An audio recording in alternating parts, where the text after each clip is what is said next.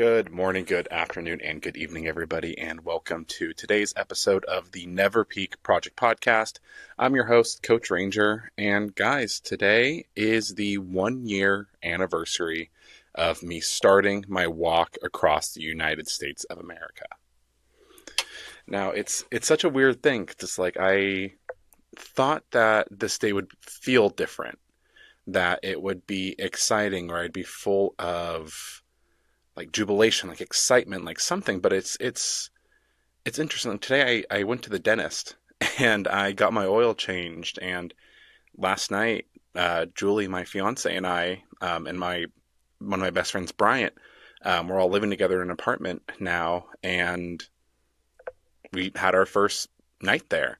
So it's like there's a lot of things that are just like kind of normal, like different chapters, different phases, and I feel like I'm just going to say and a lot. My face only just became numb from the feeling I had to get this morning.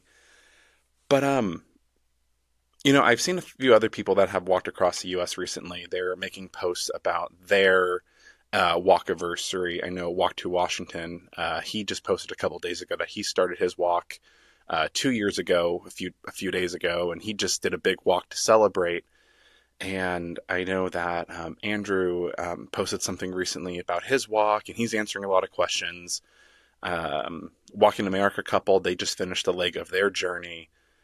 A walking testimony, I think Kendall is in Texas right now, and it's so interesting, like keeping up with people. Oh, Kenny, he's doing some presentations and speaking, and I think it's so interesting that even though I've done this thing, this extraordinary, really cool, exciting thing, that I can still really feel myself like comparing myself to others that have, are, or will be doing it. Speaking of doing it now, there's two guys. I'll be releasing an episode that I did with them 2 days from now on Wednesday. The Live-In Project. They just started their walk across the country, and they asked me for some advice. And I guess what I'm trying to say is that it's so easy to fall into comparison. So easy, right? Like I've done this thing that less than 1% of the population will even consider doing. I think I'm going to make an episode about collecting ones eventually. But it's like, as soon as you find yourself in a new sphere, as soon as you accomplish something, it almost feels like you're at the bottom of the barrel. Like compared to everybody else that you are friends with, your family, your sphere, the people that you interact with on social media. Like I did this thing that separated me from so many people. But what I'm trying to say is that it's so easy to again fall into saying, okay, I've done this thing, I'm in this category, this 1%, but I'm at the bottom, right? And I don't know. I feel like there's something there, but I've rambled for the first 3 minutes about those thoughts. But really what I wanted this episode to be about is just a few of the lessons that I learned from my walk across the United States. I'm still in the process of writing out my journal for the walk. It's going to be a 175 day memoir, essentially, of my entire walk from day one to day 175, as well as a few stories from just before and just after. So I'm about halfway done with that. I really, really thought that I would have that done by November of last year. But writing's hard. It's something that takes a lot of time, a lot of energy, a lot of effort. It takes me about an hour, 45 minutes to an hour to do one day update. So that was really interesting to learn that. And even then, like, I feel like I have to go back through every single day and change it or rewrite it or make it more interesting. And that is in tandem with another book that I want to write. I don't have a name or a working title. I just call it The Book, where it is more so like the secrets of success, or a list of, I think right now I'm around 20 or so lessons that I learned on the walk. I want to get that up to at least 30, maybe 40. Just lessons, like small anecdotes that I can tell from the story. Very much, here's a story, here's the concept or lesson that I learned, and here's how you, the reader, can apply that to your life. And I think that will be something very interesting. I feel like that's going to be a huge project on its own. And again, it's funny that, that the the work about the walk is what is taking the most time, as opposed to the actual walk, the journey itself. I think that has a lot to say. I think I'm just kind of like spursing out some messages and lessons throughout this first 5 minute rambling phase. But really, to jump into today's episode, I have that list of about 15 to 20 different lessons that I learned on the walk, and I'm just going to pick a few of them and really just dive deeper on them. There's so many more lessons. I really have to dive into all the podcasts that I did with people along the way that helped out, like Cold Blooded Caffeine Company, my coffee sponsor, Marisol at Rooted Movement, my nutritionist, and really everybody else, all the way from South Carolina to Southern California. Just the different lessons and things that I learned along the way from them, in addition to the things I learned on my own. So there's going to be a lot of that. But to really jump into today's episode, I really want to give at least 5 different lessons that I've learned. Some of them are more fleshed out than others. I feel like there is something there that I want to work on and really dive deeper on. But I would really just want to jump in by saying that there is really a huge power of having a clear purpose in whatever it is that you're doing. For my walk across the United States, a few months before I started the journey, I was on a phone call with Mark Dudek, one of the mentors that I had from the walk. And during our conversation, I was asking very tactical stuff. What do I wear? What equipment do I need? How do I manage this? What do I do about dehydration? Were dogs an issue? People, the stain, blah, blah, blah, this and that. And I was very heady stuff, right? And at the very end of it, I said, is there anything else that I haven't asked you that you think that I need to think about? And I was hoping he would say the perfect kind of sock, or something so small and stupid that would just make it so easy to do the walk. And he just kind of said, like, why are you doing this? What is your reason behind it? And really, my reason at first was kind of just to do it. Like, I thought it was cool. I thought it was exciting. I'd done some work on really fleshing out for myself what I wanted it to be about. And something that I talk a little bit about is developing a web of whys. So I don't know if there's, I hope, dear Lord, I hope that there's people that know Spider-Man in my audience, but really just the idea is that at the center is the thing that you want to do. And attached to that are all these different reasons as to why you want to do it. And that's great to have a web of whys, a bunch of different reasons. But what Mark was really getting at was, I'm going to be stopped every single day, hundreds and maybe thousands of times during this journey. And so many people are going to wonder why I'm doing it. They're going to ask me, they pull me over. Hey, do you need any help? Do you need anything? No, I'm walking across the U.S. The first thing out of their mouth every single time was why. And it was different tones, different levels of curiosity around that. But what he was getting at is, if I couldn't clearly say for myself as to why I was doing it in a way that a lot of people could understand, I was going to have a very difficult time. I wasn't going to have time to talk about every single different reason that I wanted to do the walk. I needed to have one concise thing that I was going to say every time somebody asked, and then be able to go from there. And one of the workshops that I have been doing post-walk is called The Power of Purpose, creating a mission statement for your life or business. And it's been something that a lot of people have resonated with. I've done it a few times now. I'm doing it again in front of a live audience at the end of this month over in San Mateo area. And really what it is I'll leave some info in the show notes so that people can actually go and look at it and check it out completely free. Just I don't know, use it, please. But really about creating a mission statement, right? Like all these big companies, Disney, Tesla, maybe that's not a good example to use right now. But the point is, all these different companies have a mission statement. They have a broader purpose as to why they are there. And there's 3 main categories per The Path by Lori Beth Jones. But your mission statement needs to be shorter than a sentence, easy enough to understand that a 12-year-old could get it, and it needs to be recitable under extreme pressure.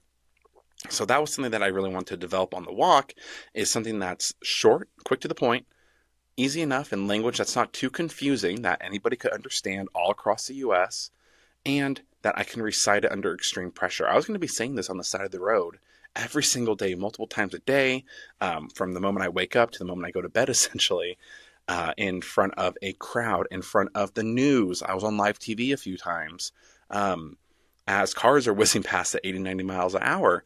And I couldn't, in those situations, I couldn't go on this whole web of whys. I had to be able to clearly say my mission statement, which was to highlight, learn from, and work with people in the US that are making a real difference in their communities. And I think that that was something that a lot of people could get and understand. If I were to say, to highlight, learn from, or work with, I think that people could either pick one of those things. They could highlight, oh, okay, well, how are you highlighting? What does that look like for you? Learn from, oh, okay, like he's on a personal discovery, self-development journey. Work with, oh, okay, he wants to be in the trenches. He wants to do things with people, right? So when it comes to your life or business, I think that having a clear mission statement for the project overall and then yourself as an individual, I think are two very important things that you should consider when it comes to the life that you want to create. There's a client that I'm working with right now, and she has this beautiful coaching practice. And she was able to say, I have this paragraph of a mission statement for my company, and it's great. It's very clear. I love it and exciting. And I asked her, I was like, great, what's your mission?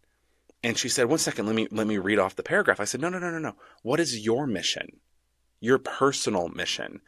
And she kind of like stopped in her tracks. Like I could see her on the Zoom kind of like, oh, I've never really thought of that. No one's asked me that. And I think that that is something to keep in mind, that we as people are not the things we do. We're not the accolades. We're not the clothes we wear. We're barely the things we say or the things we think. Like we're so interestingly different and separate from the world that we perceive. I think this is getting a little bit more self-actualized than I want it to be. But I think by being able to say, this is the project's mission statement, this is the business, the nonprofit, but this is mine, and this is where that project fits in, is so powerful and special. And something that I reminded her is, figure out what your mission is. Why are you here? Not why was I put here? Why did something else externally create this? Like, what do I want to create from my life? And I think that remembering that these things that we do are just a means to an end is so important. What is it that the job that I do is giving me in my life? What is it buying me? Is it buying that passion, buying that excitement, buying these opportunities that I can travel, that I can do these things? I think that remembering that everything we do, every choice that we make should be aligned in an action of us walking towards that purpose and that mission statement is something that would help make the world a much better place. I think that there's that saying, not all who wander are lost. I think that what makes them not lost is having that mission statement, is having something greater than themselves to say, hey, you may not understand what I'm doing. This is why I'm doing it. Either you can come along with me, you can support me, or you can get out of my way. I think that that is something that helps you identify who you should partner with, what the activities you should do. I feel like, again, all these things I'm going to be talking about today can be their own episode. But that would be the first one that I want to start off with. The second one, and I'm not going to edit this. I know you guys can kind of see me going through them on the video and having a second on. Yeah, I think another thing that I saw recently is the idea of the stories that we tell ourselves. I've had a few one-on-one meetings with business owners in the area where I'm at now over in San Mateo County. And they asked me, what got you into coaching? Because, I'm there to talk about my coaching practice and about the impact that I create and the transformation that I offer clients, whatever. But everybody wants to know, like, how did you land into that, right? Like, I don't look like a life coach for the most part, right? Like, I usually wear, like, my Carhartt jacket, my boots, my whatever. And I just tell them my story about how I had a really hard time in college. I originally went for animal science to be a veterinarian, and the joke that I make is that major turned out to be a lot more science than animal. So I almost failed out of college a couple times. I had a really difficult time, and that academic shift for me, I was on a roll all throughout high school, top of my class, 4.0 plus GPA, AP, this and that, president, blah, blah, blah. And then got to college and I was barely scraping by. I got like a 2.4, 2.5 cumulative at the end, just barely enough to graduate. And I think a lot of that, the reason behind what eventually led to me wanting to get coach is the stories and the um, reasons that I gave myself as to why that was a thing. When I failed that first test, my first thought wasn't necessarily, oh, there's this information in front of me that I didn't do as well as I thought I would. That, um, oh, maybe I didn't study enough or I didn't do this, whatever, whatever. What I thought originally was, I'm an idiot. Like, I'm stupid. What the hell happened to change this? I thought I was good at math. I'm not good at this anymore. And I think that really started to shift, that the thing, that story I was telling myself started to turn into my identity, that I wasn't smart anymore, that I wasn't good enough to go to vet school. So why even try? Those stories are what were stacking up against me. And I was just finding a negative burden of proof to show, hey, I'm not cut out for this. This isn't good enough anymore. And I laugh because that was something that consistently came up for me throughout the rest of college and just after college. And how it relates to the walk is in 2019, when I saw that Mike Posner was walking across the US, I thought that was so exciting. I thought that was cool. I remember like looking at the videos and kind of like scrolling through what he was posting and saying, how neat, how exciting, how amazing, how great. I wish I could do something like that, but I'm not cut out for something of that nature. I can't do something that big. I can't, that's not for people like me. He's this famous singer, songwriter, artist guy, and I'm just a guy that can barely get through business school at UC Davis, right? And it's those stories that I told myself that prevented me from even thinking that the walk was possible for me for 4 years. And it wasn't until I saw Mark and Andrew complete their walks, and I found Andrew's TikTok video where he did his last mile with Mike Posner. And from that video, I was able to find Mark's podcast and listen to his journey, his story, that I realized that those were just two normal guys from Ohio and Kansas. And then by making that realization and going back and looking at Mike's content, I realized that he told himself these stories too. That when he first heard about the walk, he thought, how neat, how amazing, how exciting. I wish I had time to do something like that.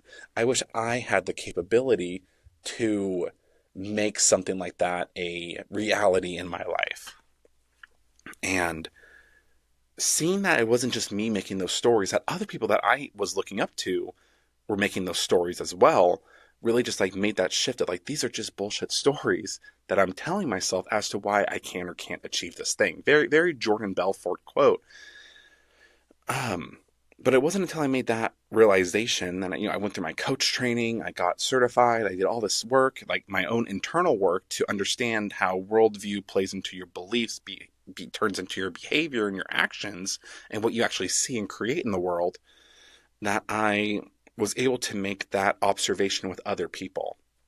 And I don't know what I want to call this just yet. I think I'm kind of calling it bedtime stories, because it's these stories that you tell yourself when you're alone, and they're the things that either you put yourself to sleep with or you eventually wake up from. But every single day of the walk, when these people would stop and talk to me, and, why are you doing this? It's so exciting. That's so cool. It's just as many people would say, I wish I could do something like that. And I always made sure that I could tell them, like, hey, I thought the same exact thing that you're saying to me right now. I was telling myself these BS stories as about my capabilities. And then like I've met people that had disabilities or whether it was physical, mental, behavior, or whatever. I was like, hey, like my walk won't be the same as yours. There's a friend of mine who's trans, and she said, here's another thing that you can do that I can't do. And I'm not here to talk about like the systemic issues in the US or like the issues whether or not she is correct per the political climate. But I told her, like, I have no idea the trials or things that you would face, but I know in my heart that you could do this too. Your walk is going to look different from mine. And I told people that too, that, the big crazy thing that I'm doing doesn't have to be the big crazy thing that you do, right? Like, my walk is going to look so much different from your walk. Like the two guys that are doing Living Project, like their walk is going to look so different from mine. Not just because they're starting in a different state, but because they're different people. They're going to see things differently. The way that you perceive the world is different from every single other person in the world, regardless of your upbringing. Even if people grew up in the same area, there's going to be small, minute things that they see that they don't see that is going to impact their experience of it. And I think that just really by understanding that there's two things at play in any situation. There is what happened, and there's the story you're telling yourself about what happened. That's what's going on. Now there is the event, and there's the story, and you're the one that creates the story. So whatever story you create, make sure that it works for you in terms of you creating the life you want to live and being the type of person that you want to be. Because if you don't get past those initial bedtime stories, you'll never wake up to the person that you truly want to be. Now, the next thing, oh gosh, yeah, another fun thing that I found past the walk, my friends, like oh, is it walking distance? That is such a common phrase, and after the walk, it's kind of taken on a whole new meaning in my friend group. But they would, if we were to go to like Sacramento or San Francisco or Half Moon Bay, whatever, between different places, people would say, "Oh, like, do we have to drive or is it walking distance?" And when they would say that, they'd kind of look at me and they go, "Well, for some of us, anything is walking distance." And when I get asked if something is within walking distance, of course, I do have a little bit of a skewed opinion about what is or isn't walking distance. But what I like to say to that is, well, how much time do you have? Because, I mean, it's silly, but like anything is walking distance if you have enough time. And this is about walking, and this is not about walking.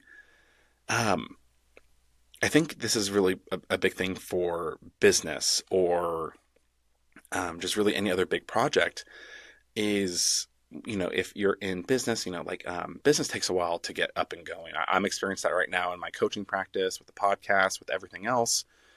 And one of the biggest things that I've learned from the walk in regards to time is the only way that you're going to create the result that you see at the end is by doing all of the work leading up to it. Right? Like, is it possible to walk? Is California in walking distance from South Carolina? Depends on how much time you have. How much time are you willing to give it? Is me starting my business, like, is it possible for me to make $100,000 a year in my business? How much time do you have? What time horizon are you looking at? Is it possible to walk across the country in a day, a month, a year? It depends on so many different factors. It depends on your skill level, where you're starting from, where you're going, like how fast you're able to go. And I think that is something to keep in mind when it comes to any big project or business that you want to start. Um, Sometimes some of us might have a handicap when it comes to doing a big project. And when I say handicap, I don't mean as a negative thing. I don't know how else to describe it. But like a 24-year-old with a kid is going to have a very different experience starting a business than a 24-year-old without, right? Like there's different considerations. Walking across the country with a stroller is going to look very different than with one. With a partner, without, right? It depends on so many different factors.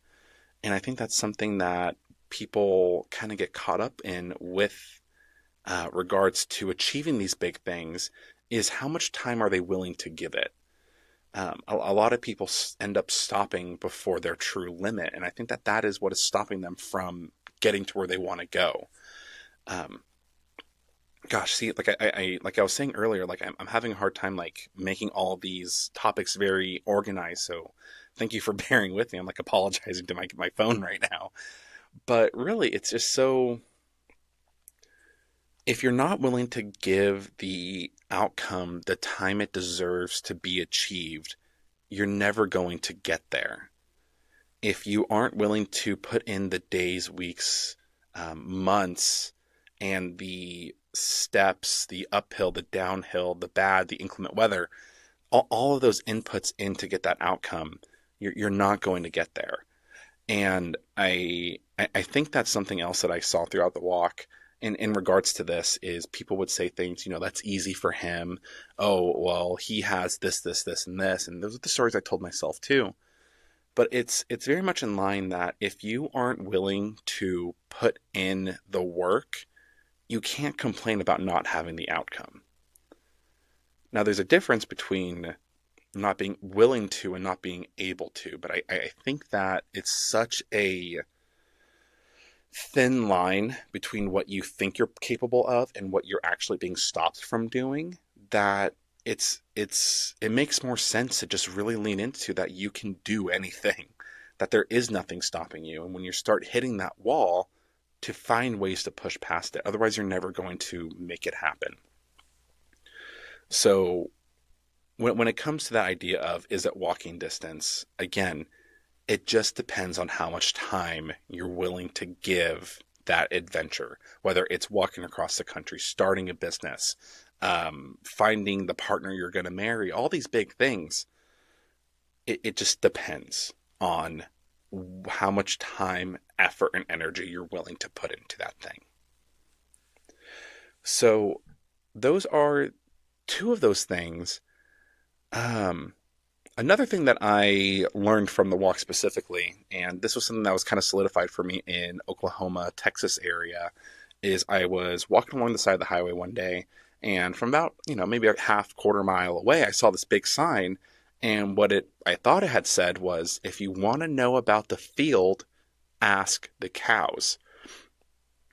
As I got closer, I realized it had said, if you want to know about our feed, look at the cows or check the cows. But I like what I thought it said to begin with. If you want to know about our feed, ask the cows. And what made me really think about that, or if you want to know about the field, ask the cows. Sorry, again, I'm not going to edit this. This is just going up raw. I think that is in the best episode about the walk fashion. If you want to know about the field, ask the cows. Now, what struck me about this is if you want to know about where you want to be, you need to ask the people that are where you want to go. And before I started the walk, I was Googling things like how to walk across America. I was in forums on Facebook or Reddit or whatever, and I just got absolutely atrocious, terrible information. People were saying super basic, dumb things. And again, that's judgment. But like, oh, make sure you have good shoes. Oh, make sure that you plan your route. If you're on a Facebook group asking about this, you're definitely not ready to do it. And it was like 6-7 months out. I was like, I have time to figure these things out. But the issue that I was running into with that is I was asking cows about a field they'd never been in. Now, all they can do is give me perspective about their fields, where they've been, but they don't really know where it is that I'm trying to go or where I want to be. And it wasn't until I started finding people like Mark and Andrew and Kenny, and like these other people that I was able to connect with that have done this thing, that have walked across the United States, whether it is they did the same route, a different route, similar, whatever, 3 years ago, 4 years ago, 10 years ago. Being able to find people that have being able to find the people that have actually done what you want to do and asking them for help is just such a huge game changer. Now, when it comes to business, something that people talk a lot about is these online gurus, coaches, whatever, that claim to have the secrets to things that they've never even achieved. Alex Hormozi talks about it a lot, that he's able to make content about making $100 million because he's made $100 million, but he doesn't make content about making $1 billion because he hasn't done that yet. And that's really what he encourages, is to create content surrounding around topics that you actually know about. And how you can apply that to your life is one of Gary Vaynerchuk's credos is document, don't create. Like, you're not creating the wheel. You're not going to tell people how to do things that you don't know how to do, that you haven't done. You're just going to document your process. You're going to talk about the things that you know, the things that you've experienced. And that's what I try to do with this podcast. Like, I feel like this episode is a great example of that, because I'm not telling you the, I don't know, the heady stuff like, oh, I think that this is what you would want to do if you were going to do something like this. Like, this is my experience. These are things that I did, things that I've learned, concepts that I'm working on putting together. And when it comes to that, that's on the creator side, but on the consumer side, I think that the lesson really here is to evaluate the people that you are listening to. Have they done what you want? Have they taken other people there? Have they taken people just like you there? Andrew had told me that he had helped somebody else get across, that he gave them advice that they were able to get pretty far. I can't remember if they finished or not. Kenny was, he was in the military, he was in the army, and he was able to lead people all over the place on all different missions, all these different crazy things. So it was, not only have they done it themselves, which is a huge up on that, but it's also they can be a leader of that herd. And it sounds silly, I know, to be comparing these real life people to cows and herds and animal things. But I think that's, if you're going to follow a crowd, make sure it's a crowd that's somewhere that you want to be. I feel like at that point I'm kind of grooming a brushing a groomed horse. But yeah, just really evaluate the people that you're listening to, the people that you're consuming content from. Because it's not just the people that you surround yourself with that you become, it's the people that you consume from. So moving on to the next thing. Bare hands and thistle. So I like to tell this story. My very first job in high school, I was making like $8 an hour, very, very big ups, I know. Maybe 10. But I was working on a cattle ranch, and one of the big job that I had that first summer was picking up pieces of a barn that had blown down. And I finished it probably about 3/4 of the way through the summer, but the ranching owner was like, well, I have you for another few weeks, month, whatever. Like, I have other stuff if you want to do it. I said, sure. So one of the things that he took me out to do was I jumped in his truck. He gave me some old seed bags, gave me a pair of leather gloves and a shovel. And we jumped in his busted old pickup truck and drove out to one of the back 40 lots. And when we got out, I just saw this sea of purple and green. Now, what it was something called bull thistle. And what it is these green plants with stickers and thorns and spikes all over them, but at the very top were these really beautiful purple flowers that kind of looked like little like pom-poms. And the issue is those stickers and thorns, they get everywhere, and when the cows eat them, it could cause issues in their gut, in their mouth. It could lead to infection and like all these other issues. But the other thing is they have these seeds that are very fertile, I guess. I don't know how else to say it. But they release them. Like, have you ever seen a cattail? Like when you squeeze a cattail, got some ASMR going on. But when you squeeze a cattail, all of the little seeds kind of go and spread all over the place. That's kind of what it looks like that fluff. And when it spreads, it just kind of kills and outcompetes everything else. So everything else that he was trying to grow was being stopped. So if you're in this plot of 40, if there's only a few, like 1 or 2 acres that have this purple on it, you think, okay, that's not that big of a deal. But a couple seasons later, the entire field's going to be covered in it. It's going to be this sea of purple of essentially unusable land. Maybe you can see where this metaphor is going. Well, he dropped me off and he showed me what you have to do to get rid of it. And the process for getting rid of the bull thistle is you get the bag, you walk over with the leather glove on, you rip off the purple head, you throw it in a bag, then you take a shovel and you shove it into the ground and you pull out the plant by the roots. And I asked him, I said, okay, well, if the purple flower is the problem, why don't I just run around, clip all of those, and call it quits? Why do I have to do this extra step? And he said, if you don't dig these guys out by the roots, they're just going to come back. If you don't kill the problem where it's coming from, it's going to resurface. And, I spent a few hours out in the field doing this. And, a few hours later, I think it took me the rest of the day, about 8 hours. But I'd cleared out all the bull thistle for that field. He picked me up and I was, my hands were sore. I had splinters and the thistle had poked through some of the glove a few times. So like I could still feel it every time I talk about it. And I said, I got it all. I killed it all. Like I chopped it up. Like it's done. We're good. And he said, yeah, no, it looks great. Tomorrow I will drop you off at the next field and you can finish up that one. So that was a rough day. But if you have read anything that I posted about that or can understand where this is going, really what I'm trying to say is this is about thistle and this isn't about thistle. These purple flowers and these plants represent problems in your life. That field, that 40 is you. And if you have these thistle in one side of it, it may not feel like that big of a deal. You could see them. They might poke you every once in a while. It might cause issues, whether it is a relationship you have, either romantic, professional, or personal, or something that you just noticed over time is becoming an issue.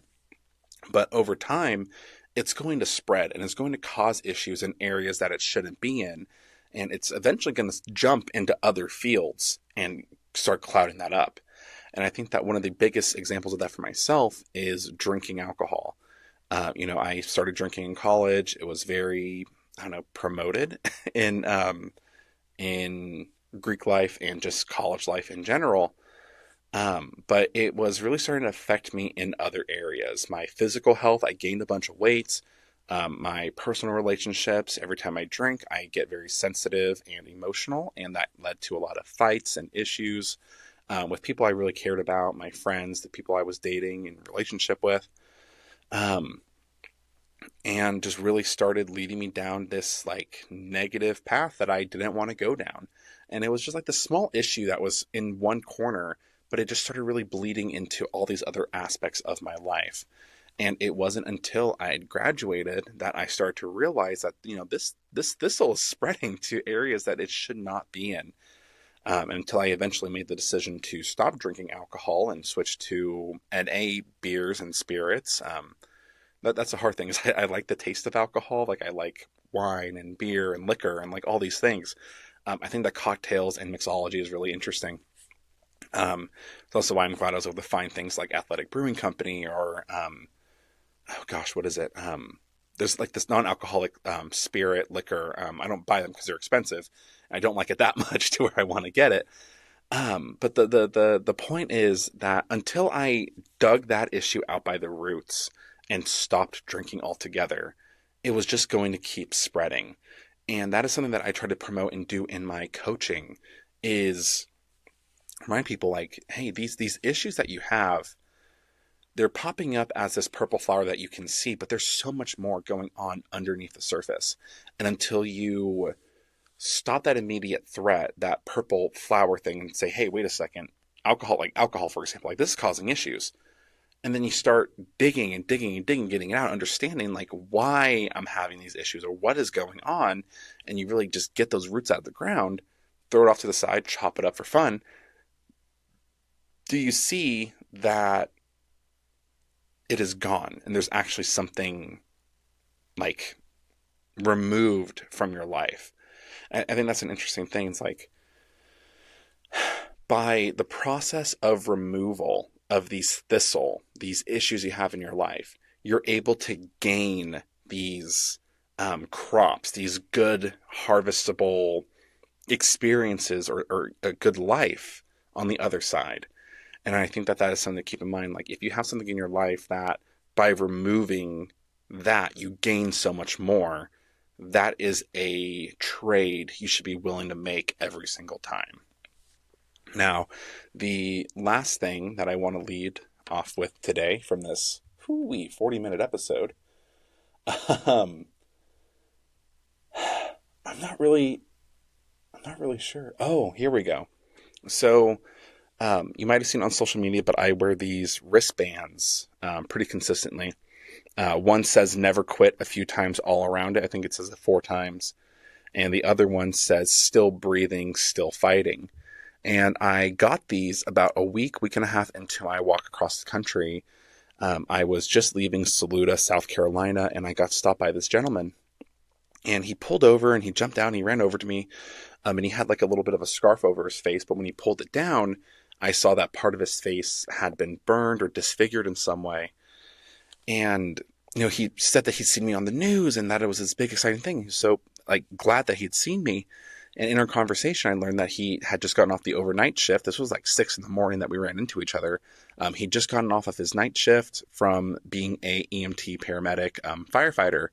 I guess in the town, like you wear all these different hats, right? And he was so excited to see me, and he said, I have something for you. And he was wearing these bracelets right here, these exact ones, and he ripped them off of his arm and he handed them to me. And I said, wow, thank you. Like, why do you have these? And he said that a couple years ago, he had been in a big accident at work that he barely survived, and that's where the burns were from. And, while he was in the hospital, he was in this really dark place. And his buddy had these made. I can't remember if these were the exact ones or if they were similar ones, but essentially it was just a constant reminder to him that he was the master of his own destiny, that if he made the decision to never quit, and remember that if he was still breathing, he was still in the fight, he was still in the game, that he could get to the other side alive, that he would. And having that kind of morale booster, that reminder, was impactful enough for him that he said, on this journey, you're going to be faced with decisions or events or outcomes that are going to test you, push you, like bring you to that brink. And you're going to need to make the decision yourself to never quit. And he said that he needed to head back and get home. So after that, we shook hands, took a picture together, and then he left. I laughed because this part's kind of funny. Funny enough, this concept was very much solidified for me in Amarillo, Texas. So if you have gone to my website, withinrangecoaching.com/Rangers Walk Across America, you may have seen the video where I eat the 72-ounce steak challenge in Amarillo, Texas at the Big Texan. It's a 72-ounce steak, cooked however you want, with a bread roll, salad, baked potato, and a couple of deep fried prawns or shrimp. And when I was getting ready to do the challenge, I was looking up videos like the best strategy, the best way to take on the challenge, to do it right, to do it, like get it done, whatever, right? But when I was actually there, was the time that still breathing, still fighting, and never quit mentality really, really like showed itself to me, right? So I knew that as long as I had time up on my board, you have 60 minutes to do it. I knew that I was not going to stop. The only thing that would prevent me from doing the challenge was I ran out of time or I died. Very dramatic, I know, but that's what I went into it with. And there were a few people that had sat next to me. There were a couple people that were already in the middle of it. I think I started at like a 45 and a 30-minute somebody else. And then a few people started around that time for me as well. And there were two of them that when I sat down next to them, they were already saying that they were done, that they were giving up, that they couldn't do anymore. And I was like trying to like, hey guys, like you have time. Like, why are you giving up now? There's so much time. There's so much opportunity to still get it done. You have 30, 40 minutes. Like why are you throwing in the towel? And I guess that made me realize that there's so many things that people do where they give up before they've gotten to the end. And I think this one is different from the topic that I talked about earlier, because this one isn't so much as the time you're willing to give it. It is the commitment you're making to yourself. Like, you said that you were going to do this challenge. You said that you're going to run a 10K, a 5K, a half marathon, full marathon, ultra, whatever. You said that you're going to do it. And before you've even reached your limit, you're already telling yourself that you can't do it. And it's very David Goggins, but it's like your mind is what is getting in your way. You're 3 miles into the 40-mile day, and you're already saying it's too much and you can't do it, but you still have 12 hours. You still have all of this time. You're saying that you can't finish the challenge, but you're only 15 minutes in and you've already eaten half the steak. Like, again, there's something there, and I am having a hard time saying it out loud. And I think that as soon as I figure it out, like, it's going to make more sense. And I hope that these things resonate if they do resonate with you, please let me know. I would super appreciate knowing, but really, I think that's the biggest thing, is remembering that when you are in these issues, when you're in these really tough situations, I know I'm comparing a life-threatening burn and accident at work to eating a steak. and it sounds ridiculous when you say it, but I think that these, like, smaller metaphors is either one side of the extreme or the other. Like, something as simple and innocent as eating a steak, and as life-threatening as legit getting caught in a house fire, really show how important these metaphors are just on a day-to-day basis. That whenever we find ourselves in crappy situations, it's like, okay, I just got this huge medical bill. I'm still breathing. I'm still fighting. I can still get through this. I'm having a hard time in my relationship, or this really crappy thing. Crappy might even be the word to describe what I'm thinking of right now, with like relationships or injuries or whatever. But it's just remembering, like, I am in this. I'm in this fight to the end. Either I'm going to take out this fight, or this fight's going to take me out. But until that last second, I'm going to give it all that I have.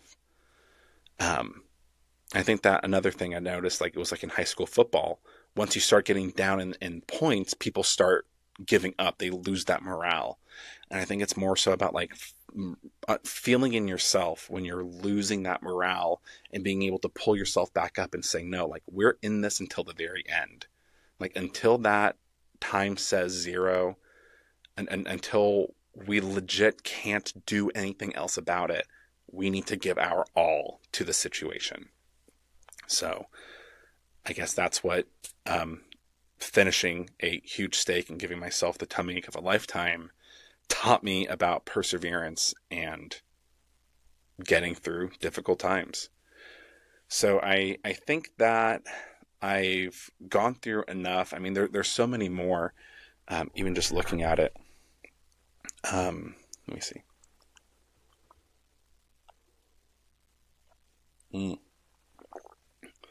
I'm going to give you one more. It's already an hour long. Let's do it. So, sunburns. So, when I was in, I think it was Oklahoma, one of my first days, that was when the sun and the heat was starting to pick up. I got this gnarly sunburn. I think it was a few days after I found Walker, actually. I got this really bad sunburn. It was like on my neck and my face, and it just kind of hurt, right? And I was on the phone with Julie, my fiance. I was telling her about it, and I said, do you have anything that do you know of anything that I can get that can fix this? There gets to a point when you're just so tired and exhausted that you're just like, can somebody give me the cure-all, please? Like, I'm tired. I don't want to think about this. And she said, go to the nearest store you can find, and see if you can get any kind of aloe. And I said, will that fix this? And she said, it won't fix it. What was it? I said, I want this to be done as fast as possible. Can you fix this? And she said, you can't speed up healing, but you can encourage the process. And I think that was, I don't know, it made me stop in my tracks, and I kind of forgot about how bad it hurt, the sunburn on my neck.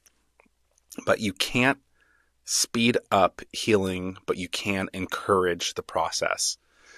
I think that that's a lot about, the way that we feel pain or grief or regret is just kind of understanding that um, there is no big cure all, right? Like I met people on the walk where they had loved ones that passed away, or there was one individual who said that her son had wanted to walk.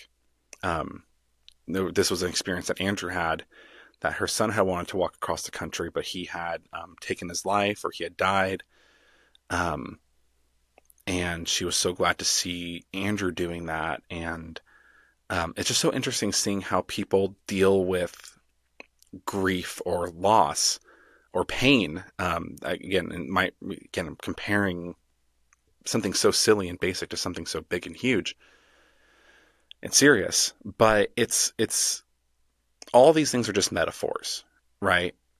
And when I say you can't speed up the process, but you can encourage healing, it's like you can't, there's no cure all that you can take to speed up the process of grief of a loved one passing, but there's things you can do to make yourself more comfortable or appreciate that. Um,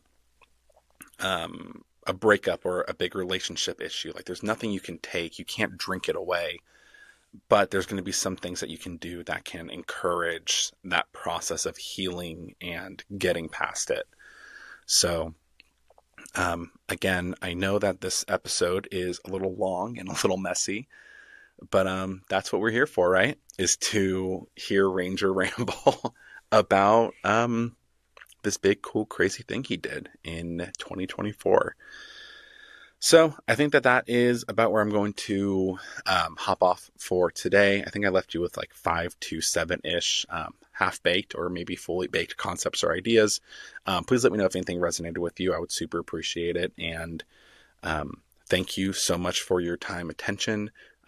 Stay tuned to the end of the month. I'm going to be releasing more episodes that are walk-centric.